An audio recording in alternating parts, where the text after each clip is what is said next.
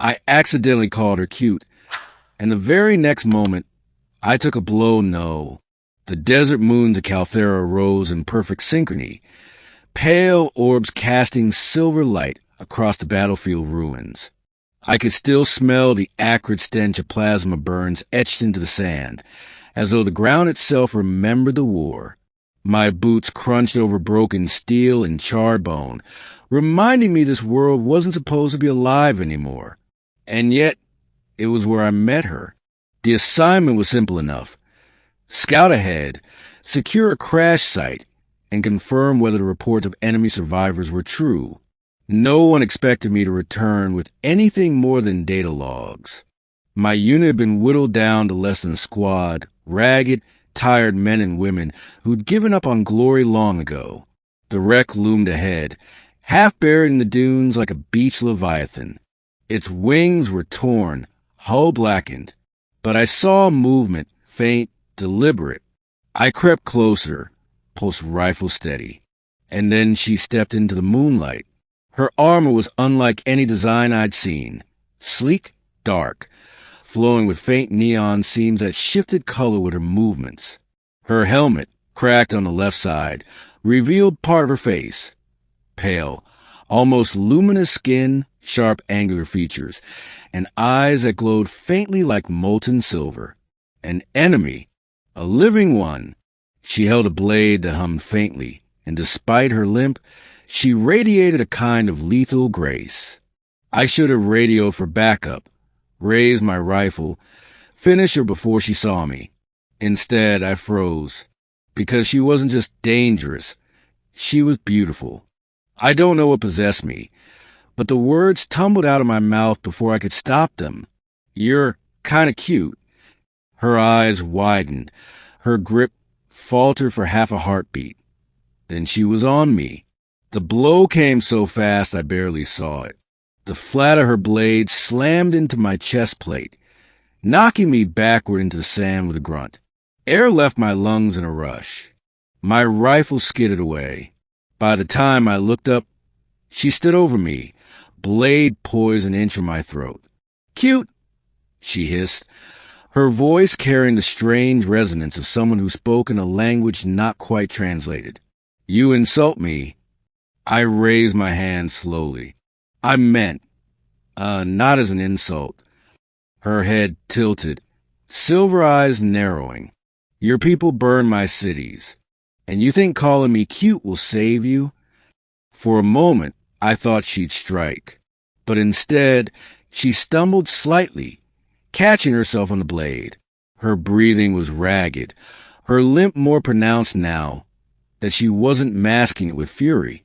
She was injured, and despite every instinct screaming at me to kill her before she killed me, I saw something else in her posture. Exhaustion, desperation. The kind I'd felt in my own bones too many times.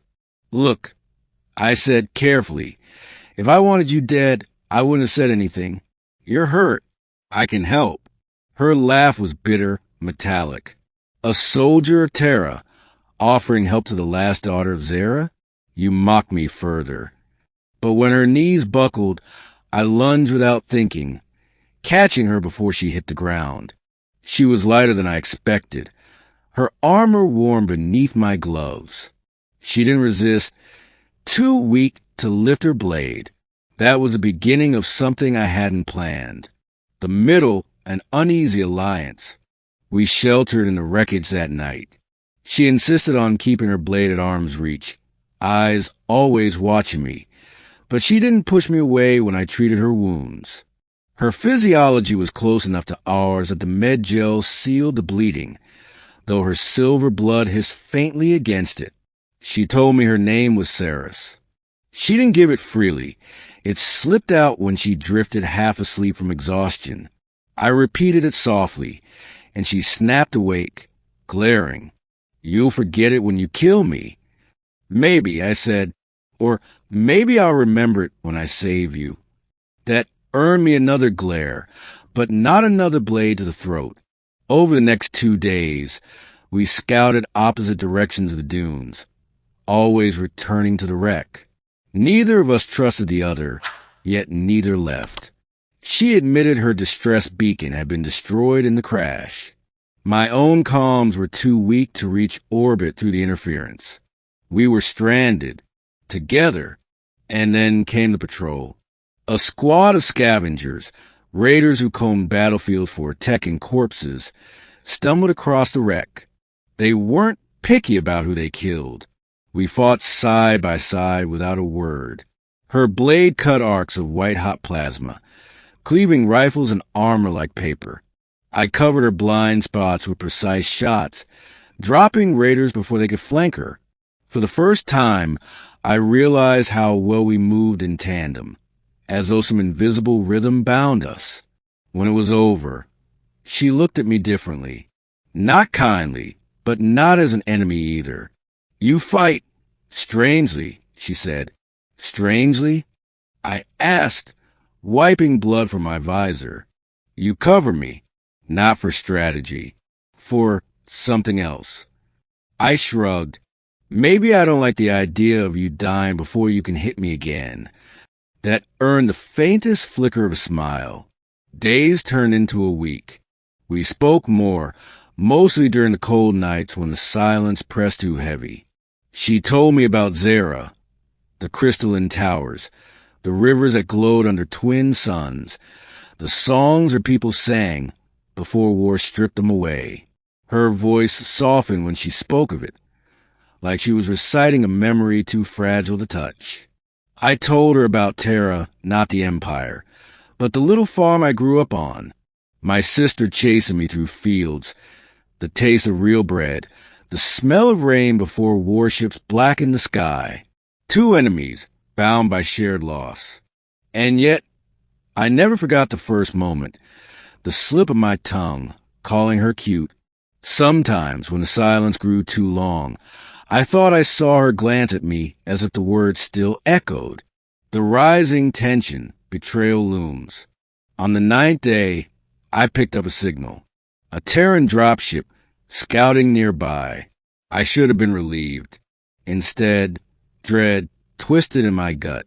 If they found us, Saris was dead. No matter what I said, no matter how I argued, the orders were simple: eliminate survivors. That night, I didn't sleep. She noticed. "You found something," she said quietly. I hesitated. "A ship, my people, they'll be here soon." Her expression hardened, and for the first time, I saw real fear in her silver eyes. "Then this is the end." "It doesn't have to be," I said quickly. "If I hide you, if I tell them I found nothing." "You betray your own for me?" she asked, her voice sharp, almost accusing. I didn't answer, because the truth terrified me. In the silence, she reached forward, her armored hand brushing against mine, tentative. "You are a fool," she whispered, "but perhaps the fool worth trusting." The ending, the choice. The drop ship landed at dawn. My squad emerged, weapons gleaming, eyes scanning the wreckage. I stood between them, and the shadows where Saris hid. "Report," my commander barked. "Any survivors?" I hesitated, heart pounding. One word could damn her. One word could damn me. "No survivors," I said finally.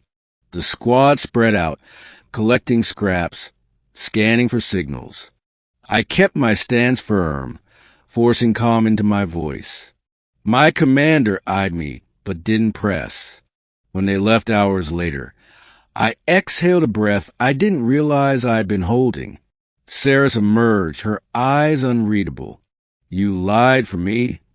I met her gaze. I wasn't lying. I didn't find a survivor. I found someone worth keeping alive. For a long time, she said nothing. Then, slowly, she lowered her blade, not in surrender, but in something deeper. "Trust." "Perhaps," she murmured. "You were right the first time." I frowned. "About what?" Her silver eyes softened, a hint of amusement sparking within them. "About me being cute." And for the first time since the war began, I laughed.